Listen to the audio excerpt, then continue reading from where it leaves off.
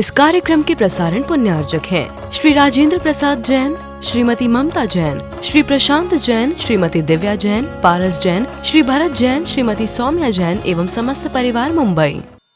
प्रधानम सर्वधर्माणां जैनम जयतु शासनम, ऐसा कहा।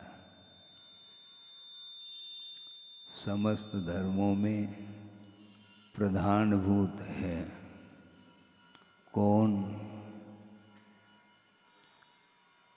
कौन प्रधानभूत है? प्रधानम सर्वधर्माणां जैनम जयतु शासनम। जिनेंद्र भगवान का जो शासन है वह समस्त धर्मों में प्रधानभूत है, ऐसा कहा है। धर्म का अर्थ होता है वस्तु का स्वरूप होता है। धम्मो वस्तु सहाहो, ऐसा आगम में उल्लेख मिलता है। वस्तु का जो स्वरूप अथवा स्वभाव है उसी का नाम धर्म है। धम्मो वस्तु सहावो। अब वस्तु का स्वभाव क्या है, उसकी क्या पहचान है, उस ओर भी ध्यान देने की आवश्यकता है। आप कुछ ऐसे भी कार्य करते हैं और कार्य करने में जो साधन के रूप में जिसको स्वीकारा है, किंतु सावधानी के साथ उसका आलम्बन लिया जाता है। क्या है वो? अग्नि है। अग्नि के माध्यम से अन्न को पकाया जाता है और प्राय करके ये आप लोगों का काम कम है, महिला वर्ग ही इसको अच्छे ढंग से जानता है। और वह अग्नि एक चिंगारी भी पर्याप्त है। उसमें असावधानी हुई तो पूरा का पूरा वह सामने उस चपेट में जो भी वस्तु आए, जो भी पदार्थ आ जाए तो उसको वह भस्म कर देता है। इसके बावजूद भी उसके अंदर कुछ ऐसे धर्म हैं जिसके माध्यम से कार्य चलता है। तो उसका आलम्बन लेते हुए भी अपनी रक्षा के साथ आप चलते हैं, क्योंकि आपको यह परिचय में आ चुका है कि अग्नि का क्या धर्म होता है। और वह धर्म किसी बाहर से नहीं आया, उसके अंदर वह निजी धर्म है। उसका वह स्वभाव है। अग्नि की जो उष्णता है वह कहीं बाहर से नहीं आई है। आप जल को गर्म करते हैं अथवा दूध को गर्म करते हैं, उसमें जो उष्णता आई है वह जल का स्वरूप नहीं। जल का स्वभाव क्या है? शीतल था, किंतु अग्नि के संपर्क में आकर के वह जल स्वयं उष्ण रूप परिणमन कर रहा है, गर्म हो रहा है। गर्म होना उसका स्वभाव नहीं। उसी प्रकार आत्मा का स्वभाव गर्म होना नहीं, ये ध्यान रखें। वैसे खास तौर से जबलपुर गर्म रहता है, सुनते हैं, तासीर है, क्षेत्र क्षेत्र का प्रभाव है। और राजस्थान में भी सुनते हैं प्रकृति वहाँ की गर्म रहती है, स्वभाव से है। लेकिन आचार्य कहते हैं कि जीव का अथवा आत्मा का स्वभाव क्रोध करना नहीं है। क्रोध करना, मान करना, माया का आलम्बन लेना या लोभ के चपेट में आना, यह जीव का अथवा आत्मा का स्वभाव नहीं है। किंतु स्वभाव से जब बाहर आता है जीव, तो इस प्रकार का स्वभाव उसके अंदर आता है। ये क्रोध, मान, माया और लोभ, ये 4 चीज़ें हैं, इसके माध्यम से संसार चलता रहता है। और इन चारों चीज़ों से हम ऊपर उठेंगे तो यहाँ पर कोई देखने में नहीं आएगा, क्योंकि स्वभाव को प्राप्त कर लेंगे तो यहाँ पर संसार खाली हो जाएगा।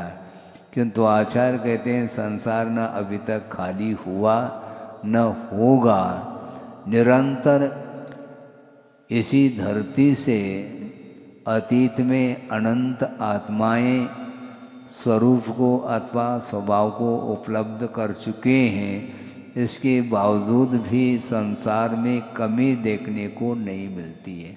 एक बहुत अच्छा प्रसंग जो सैद्धांतिक है उसको रखना चाहता हूँ, क्योंकि संसार की विचित्रता के बारे में अपने को ज्ञान जानकारी प्राप्त करनी है।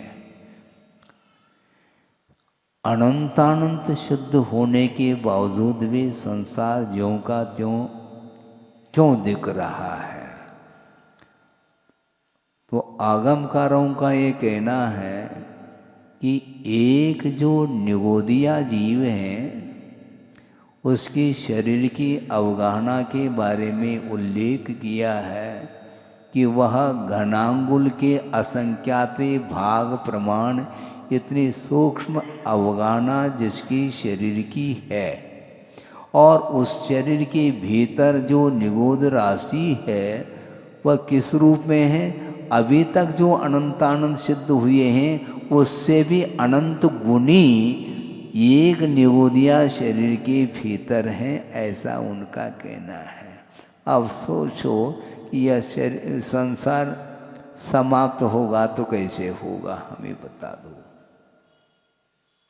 और ऐसे असंख्यात निगोद शरीर हैं और प्रत्येक शरीर में सिद्धों से अनंत गुणी, सिद्धों से अनंत गुणी जीव उसमें विद्यमान हैं। अभी तक वह एक निगोदिया जीव के शरीर के भीतर जो जीव हैं वह अभी तक खाली नहीं हुआ, न खाली होगा। इसको बोलते हैं अनंत। अनंत का अर्थ पहले भी हमने आपके सामने रखा था, किंतु विस्मरण होना स्वाभाविक है, क्योंकि यह भी स्वभाव है आपका। सालों का लेखा जोखा आप भूल नहीं सकते। दुकान में किसका कितना देना है, कितना लेना है, ये सारा सारा जमा खर्च आपके माइंड में है और विस्मृत न हो इसलिए आपके पास सभी संसाधन हैं। कैलकुलेटर भी आपके पास ही है और भी कंप्यूटर सिस्टम से आप चलते हैं। इसके उपरांत भी आपको ध्यान रहता है कि किसका कितना बिल चुकाना है और कितना लेना है। ये सारा सारा आपके पास वह विषय उपस्थित रहता है। किंतु यहाँ पर जो अनंत की संख्या बताई जा रही है वह अपने आप में अद्भुत है। वह ये है कि आया भावे व्यये सति अपि यस्य अंत न विद्यते स अनंत, ऐसा कहा। आय का तो अभाव है, जिस संख्या में कोई संख्या जुड़ नहीं रही है, आय का अभाव है। और व्यय सति अपि, निरंतर उस संख्या में से व्यय होता चला जा रहा है, फिर भी जिस संख्या का अंत न हो उसका नाम अनंत कहा है।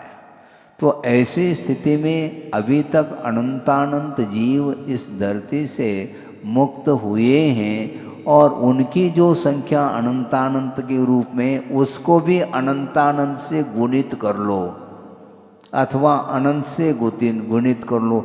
जो गुणनफल आएगा उतनी राशि एक निगोदिया शरीर के भीतर है। ये श्रद्धान का विषय है। न हमने देखा, न आपने देखा, न हमारे बुद्धि का विषय बन रहा है, न आपकी बुद्धि का विषय बन रहा है, किंतु आगम में तो वह बात आई है। और वीर हिमाचल से आइए, ध्यान रखो। और दूसरी बात ये है कि और विस्मय की बात आपके सामने ये रखना चाहते हैं, वह ये है कि आज के तारीख से अनंत काल व्यतीत होने के बावजूद भी यही संख्या बनी रहेगी कि सिद्धों से अनंत गुणे, सिद्धों से अनंत। अभी वर्तमान में अनंतानंत सिद्ध हैं, उसको अनंत से अपनी गुणित कर लिया, जो गुणनफल आया वह एक निगोदिया शरीर के भीतर है। और आज से अनंतानंत काल व्यतीत होने के बाद सिद्धों की संख्या तो बढ़ जाएगी, उसके बाद भी उसको अनंत से ही गुणा करना, और उतनी राशि एक निगोदिया शरीर के भीतर है। और ऐसे असंख्यात जो है निगोदिया जीवों की शरीर की संख्या है। तो ऐसी स्थिति में कभी भी नाना जीवों के अपेक्षा से संसार का अंत न भूतो न भविष्यति है, किंतु व्यक्तिगत संसार का अंत किया जा सकता है। आप मुक्त हो सकते हैं, किंतु सारे जीव मुक्त हो जाए ये संभव नहीं, क्योंकि अनंत अनंत है। तो हमारा कब नंबर आएगा महाराज? हैं? जबलपुर छोड़ोगे तो नंबर आ सकता है, तो नंबर ओम शांति है। बहुत कठिन है, क्योंकि जब तक ये क्रोधादिक कषायें जब तक आत्मा में उत्पन्न होती रहेगी, तब तक वह अपने स्वभाव तक पहुंच नहीं पाएगा। अपना जो स्वभाव है वह क्या स्वभाव है? मात्र ज्ञाता दृष्टा, जानना और देखना ही एकमात्र आत्मा का स्वभाव है। अन्य जितने भी कालुष्य परिणाम है ये आत्मा के स्वभाव के भीतर नहीं है, किंतु यह भी आत्मगत ही भाव है, किंतु वह वैभाविक भाव है, वह आत्मा का स्वभाव नहीं, ये कहा जा रहा है। इसलिए आप अपनी पहचान कर लो, हैं? आप कोई पहचान नहीं, अपनी पहचान है, और दूसरे की पहचान करना चाहो। आपको अपना परिचय नहीं है, और एड्रेस लिखते हैं अमुक व्यक्ति का ड्रेस और एड्रेस के साथ आप चल रहे हैं, जबकि आत्मा का कोई भी नाम नहीं है। जो प्रॉपर नाम है ये रखा जाता है, ये ओरिजिनल एड्रेस नहीं है। आत्म तत्व है, ज्ञाता और दृष्टा, जानना और देखना, यह आत्मा का स्वभाव है। और उसके माध्यम से पदार्थ को मात्र जाना जाता है, देखा जाता है, किंतु ग्रहण नहीं किया जाता। सोचो, विचार करो। आप जानते हैं, आपके पास ज्ञान नहीं है क्या? ज्ञान तो है महाराज, फिर तो क्यों लगा रहे हैं? ज्ञान तो है, किंतु आपका ज्ञान पदार्थ को जान नहीं पा रहा, बल्कि पदार्थ को जानते हुए भी ग्रहण के साथ जानता है। ये ग्रहण करने योग्य है।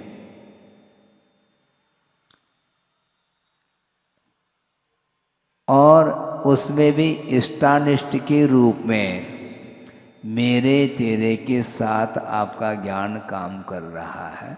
मात्र ज्ञान पदार्थ को जानने के लिए एक साधन है, किंतु उस पदार्थ से आपका ज्ञान प्रभावित हो रहा है, और उस पदार्थ के साथ स्वामित्व भाव रखने का भी एक मन में विचार आ जाता है। यह आत्मा का स्वभाव नहीं है। राष्ट्रपति है, पति का अर्थ क्या होता है? स्वामी। कुछ तो रस आता होगा उनको, मैं राष्ट्र का स्वामी हूँ। अपने आत्मा का स्वामी बनो ना, आप जगतपति बनो।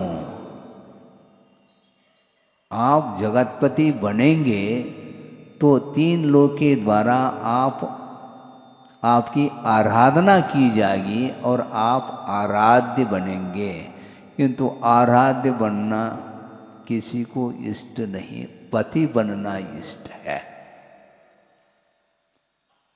समस्या खड़ी हो गई, मैं इसका पति, षटखंड अधिपति कौन? चक्री 6 खंड के अधिपति बने और उस अधिपतित्व को लेकर के ही शायद हमें स्मरण है 60,000 है ना, 60,000 वर्ष तक उन्होंने 60,000 वर्ष उन्होंने युद्ध किया है। सोचो विचार करो, किसके लिए? आधिपत्य के लिए। और इसके उपरांत सबको उन्होंने जीत लिया, षटखंड को, 6 खंड को जीत लिया। इसके उपरांत भी एक व्यक्ति अभी शेष है, उनको भी जीतना बाकी है। वो कौन है? वो अनुज है। ये अग्रज हैं चक्री, और वो अनुज छोटा भाई है। और उनको छोटा भाई उसको चक्री यदि बुलाते हैं तो नहीं आता है। फिर कब आता है? बड़े भाई के रूप में यदि वो हैं तो मैं आपके पास आ सकता हूँ, किंतु चक्री के रूप में तुम बुलाना चाहो तो मेरे पास तुम्हें आना पड़ेगा, ये ध्यान रखो, क्योंकि मेरा भी कोई अस्तित्व है। हाँ, ऐसा थोड़ी कि केवल आप ही आप है। आप हमारे अग्रज हैं, बड़े भाई हैं, आप पितातुल्य हैं, मैं मानता हूँ, किंतु यदि चक्री के रूप में कहोगे तो नहीं, मेरा अस्तित्व है, मुझे निपटना पड़ेगा तुम्हें। और 3 युद्धों में वह हार जाता है। एक दृष्टि युद्ध है, एक मल युद्ध है और जल युद्ध है। इन तीनों युद्धों में उस चक्री की हार हो जाती है।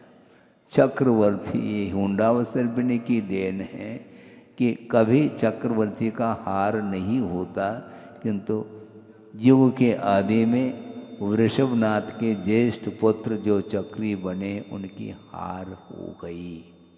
और वो भी किसके द्वारा? अनुज के द्वारा। और किसी के द्वारा हार हो जाए तो फिर भी ठीक है, किंतु छोटे भाई के द्वारा हार होना बहुत शर्म की बात होती है। लेकिन हार तो हो गई, अब क्या करेंगे। और तीनों युद्धों में हार गए।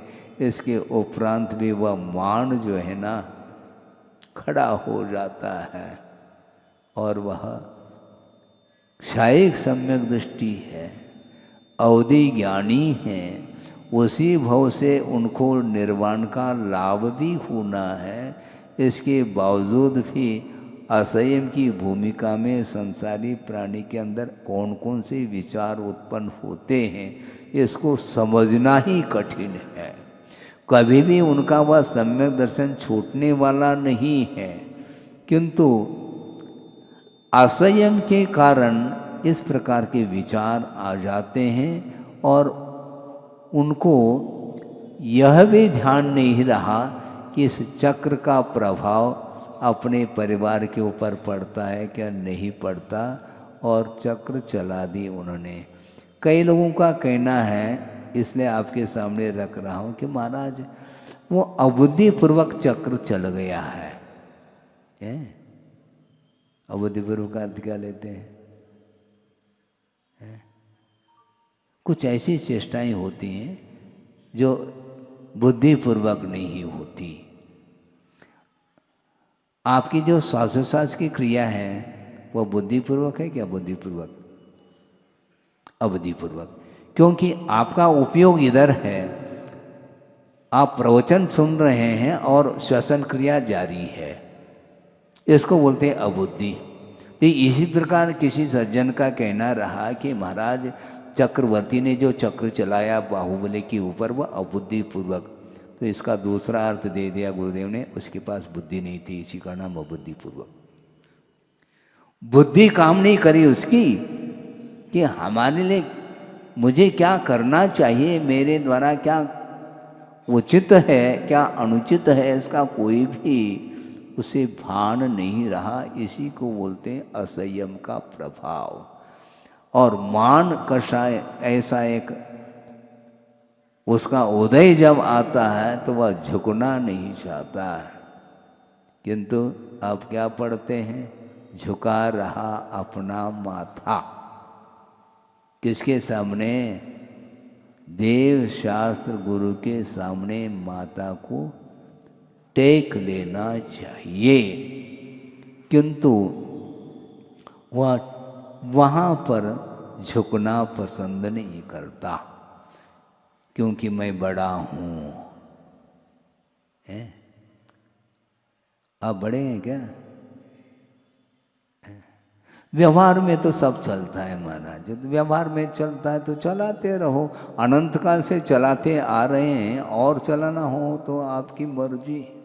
क्योंकि वस्तुतः कोई ना बड़ा है ना छोटा है, किसी की उम्र बड़ी किसी की छोटी, इस प्रकार का जो व्यवहार चल रहा है वह केवल व्यवहार है। वस्तुतः देखा जाए जीव की कोई उम्र नहीं हुआ करती, अनंत काल से वह जीव आ रहा है और अनंत काल तक उसका परिणमन होता रहेगा। कौन छोटा और कौन बड़ा उत्पन्न नहीं हो सकता जीव, जीव की उत्पत्ति संभव नहीं, किंतु अवस्था की उत्पत्ति होती है।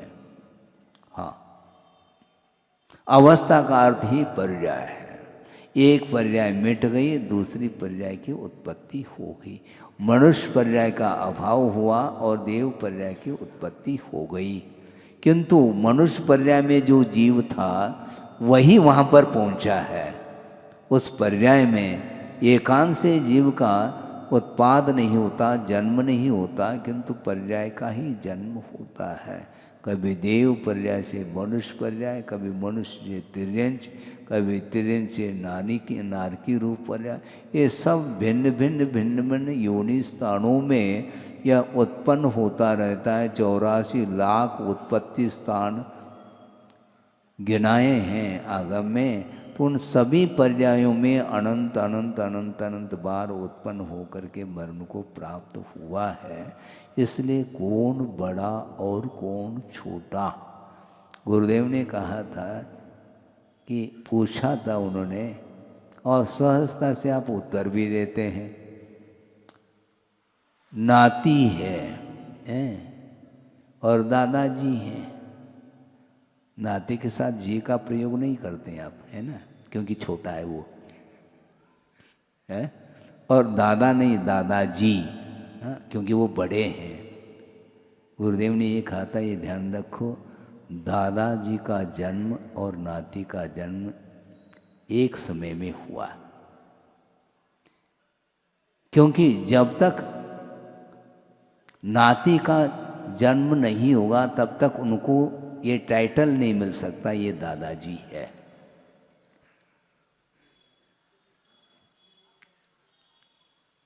वह पौत्र की अपेक्षा से ही दादाजी की संख्या सामने आती है, उसके पहले नहीं। उसके पहले तो वह पिताजी रहे पुत्र की अपेक्षा से, और पौत्र की उत्पत्ति हुई तो उनको पिता नहीं कहेंगे, उसके अपेक्षा पौत्र के अपेक्षा से उसको दादाजी ये नामकरण होता है। तो बड़ा छोटा कौन, एक ही तारीख, एक ही टाइमिंग में कोई अंतर नहीं। जिस समय नाती की उत्पत्ति उसी समय दादाजी की उत्पत्ति है, लेकिन व्यवहार में इसको आप लोग मंजूरी नहीं देते, ये छोटा है और दादाजी के गोद में खेल रहा है इसलिए वो छोटा है। किंतु ये ध्यान रखो, वो जो नाती है वह बुजुर्ग रहा होगा पूर्व भव में। ये ख्याल है तुम्हें? वर्तमान भव के साथ आप तुलना करते हैं और ये छोटा है, ये बड़ा है, अमुक है, तमुक है, ऐसा कुछ भी नहीं है। पर्याय के अपेक्षा से ही कहा जाता है। एक चींटी है, बहुत छोटी मानी जाती है काया की अपेक्षा, और उससे और चींटी से और कोई भी जीव है, मान लो मेंढक है तो वह बड़ा है, छिपकली उससे छोटी है। मेंढक से भी सर्प बड़ा है, सर्प से भी हाथी बड़ा है, हाथी से भी और कोई भी बड़ा जीव हो सकता है पर्याय की अपेक्षा। इस प्रकार ये सापेक्ष कथन है, एक दूसरे के अपेक्षा से छोटे बड़े की परिकल्पना है, किंतु जीवत्व के अपेक्षा से कोई न छोटा है न बड़ा है। इस प्रकार का ध्यान सम्यक दर्शन होने के बाद भी नहीं हो पाता। श्रद्धा का विषय होना अलग वस्तु, किंतु अपने जीवन में उसको लाने के लिए संयम की बड़ी आवश्यकता होती है। मैं चिर दीक्षित हूँ, बैठ जाओ शांति से, कहते हैं आचार्य। ये नवदीक्षित है और ये चिर दीक्षित है, ठीक है, ये व्यवहार चल रहा है, किंतु नवदीक्षित चिर दीक्षित के पहले मुक्त हो सकता है, ध्यान रखो। तुम मुक्त नहीं हो सकता, ऐसा नहीं हो सकता है। वृषभनाथ से बाहुबली पहले मुक्त हुए कि नहीं? बेटा और पिताजी का संबंध, वो संसार में संबंध जोड़ते रहो तुम, किंतु मोक्ष मार्ग में ये छोटा और बड़ा कोई भी है ही नहीं। व्यवहार का लोप नहीं कर रहा हूँ, आदर के अपेक्षा से छोटे को बड़े का विनय करना चाहिए, आदर बहुमान आदि रखना चाहिए, अलग वस्तु है। किंतु अहंकार की ओर यदि मान लो जाता है तो ये गलत सिद्ध हो जाता है, क्योंकि वह पौत्र भी क्यों न हो, पहले ही दादा जैसे पहले वह मुक्त हो सकता है, उसको रोकने वाला नहीं है। इसलिए अपने को संसार के स्वरूप के बारे में सोचना है। जब अनंत काल से यह जीव आ रहा है, उत्पन्न हो रहा है, मरण को प्राप्त हो रहा है, तो ऐसी स्थिति में हमारा कर्तव्य क्या है, इस ओर ध्यान नहीं जाएगा, स्वभाव की ओर दृष्टि नहीं जाएगी, तो कभी भी संसार का अंत, व्यक्तिगत संसार का अंत नहीं कर पाएंगे। बाकी सार्वभौमिक रूप से, सार्वजनिक रूप से यह संसार का अंत तो न कभी हुआ न होगा, किंतु जो चाहता है, मुक्त होना चाहता है, वही व्यक्ति मोक्ष मार्ग पर कदम रखता है। बंधन का जिसको अनुभव हो रहा है, वही व्यक्ति बंधन से मुक्त होने का भाव रख सकता है, रखता है। आप अपने आप में बंधन का अनुभव कर रहे हैं क्या? नहीं, बोलो है? आप बाहर निकलते हैं तो पूछते हैं कौन जिसका आपके साथ संबंध है, वो पूछती हैं कब आएंगे आप? जा रहे हैं, आ जाऊंगा 8-10 दिन के अंदर। तो ये क्यों पूछ रही है वो? क्योंकि आपके साथ उसका संबंध है ना। तो संबंध है तो निश्चित रूप से बंधन है। आप निश्चिंत होकर के, फ्री होकर के आप कहीं भी जा नहीं सकोगे, नहीं तो वो भी फ्री हो जाएगी, फिर मुश्किल हो जाएगा। संबंध आपने रखा है, गठबंधन हुआ है, भले ही आप पृथक रहते हैं, ये बात अलग है शरीर की अपेक्षा, किंतु भावों के अपेक्षा से जो संबंध है वो बहुत घनिष्ठ संबंध हो जाता है। इसलिए जब तक उसके साथ हमारा संबंध है तब तक वह बंधन का ही अनुभव करता है। इसलिए और बंधन का नाम ही संसार है, और संसार से मुक्त होना चाहो तो आज नहीं कल उस संबंध को आपको तोड़ना पड़ेगा। पहला जोड़ता है संसारी प्राणी, और मान लो मन नहीं मिल रहे हैं, फिर तोड़ने का भाव करता है तो तलाक हो जाता है। होता है कि नहीं? होता है। विचार मिलते नहीं, जल्दबाजी में संबंध हो गया, फिर बाद में विचारों में सामंजस्य नहीं है, साम्य नहीं है, तो उसमें बिखराव आ जाता है। तो इस प्रकार संसारी प्राणी निरंतर जो है अज्ञान के कारण संबंध जोड़ता ही चला जाता है, फिर बाद में तोड़ने के लिए उसके लिए बहुत कठिनाई का अनुभव करना पड़ता है। इसलिए आचार्य ये कहना चाहते हैं कि कीचड़ में पैर डाल करके धोने की अपेक्षा पहले से ही कीचड़ से दूर रहो। महाराज हम तो डाल चुके, अब हमारा क्या होगा? डाल चुके हैं तो उसका निर्वाह करो। जब आप गृहस्थ जीवन में प्रवेश आपने पाया है और अपनी इच्छा से ही, तो ऐसी स्थिति में आपका कर्तव्य बनता है परिवार के प्रति, और कर्तव्य पूर्ण करके ही आप फ्री हो सकते हैं, उसके पहले नहीं। हाँ। कितनी कठिनाई देखो ये। पहला सोचते, प्रवेश करने के पहले आप सोच विचार करते, महाराज मेरी कोई भावना नहीं थी, जबरदस्ती मेरे साथ हुई है। आपके साथ कैसे जबरदस्ती हो सकती है? कोई जबरदस्ती कर नहीं सकता। यदि जबरदस्ती करेगा तो मुझे भी करते हैं। सामने तो मैं बैठा हूँ, गुरुदेव को कर लेते हैं, परिवार वाले नहीं कर सकते। वो तीर्थंकर के माता पिता भी उनके लिए बाध्य नहीं कर सकते हैं तीर्थंकर को, और रोते धोते रहते हैं तीर्थंकर के माता पिता भी, किंतु वह सुनते नहीं। तुम रो धो। हाँ। विश्व कल्याण करना है तो उसमें माता पिता भी, उनका भी कल्याण इसी में निहित है।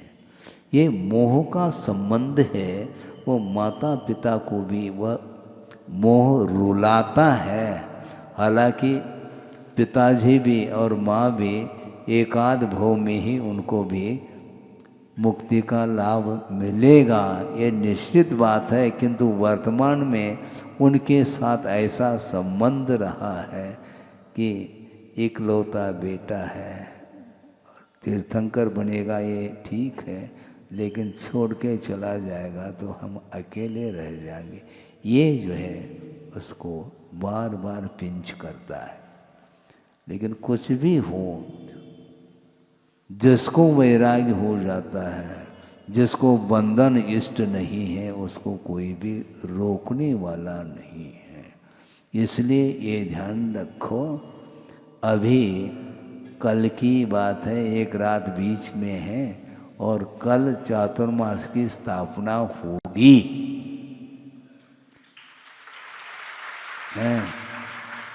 और दिवाली तक बंध जाएंगे, लेकिन आपसे नहीं बंध रहे हैं, ध्यान रखो। आगम से हम बंध रहे हैं।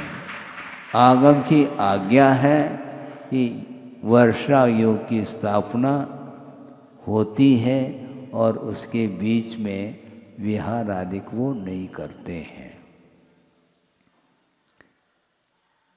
उसके बाद फ्री है, मोक्ष होते, मुक्ति होती, फ्री कहीं भी जा सकते हैं वो। तो इसीलिए बंधन किसको इष्ट है?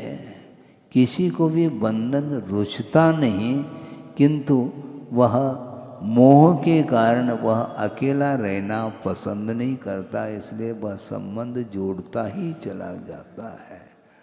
और जोड़ता चला जाता है तो एक के दो हो जाते हैं,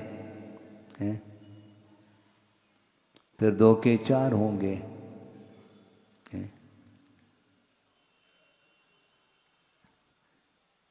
फिर 8 हो गए, अष्टापद